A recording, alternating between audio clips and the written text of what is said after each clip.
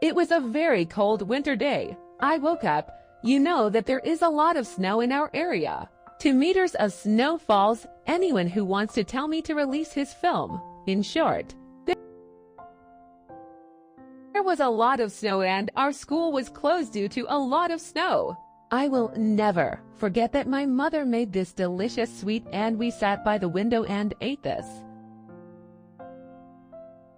delicious sweet with tea. And this presence of my mother, snow, tea and sweets recorded a sweet memory in my mind.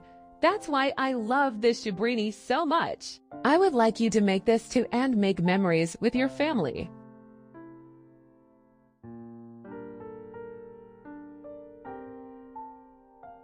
Phones and tablets, and we were always thinking about playing. But when I see the children of today, I feel really sad that they don't experience the sweet feeling of playing in the street and at home. What do you think? Do you agree?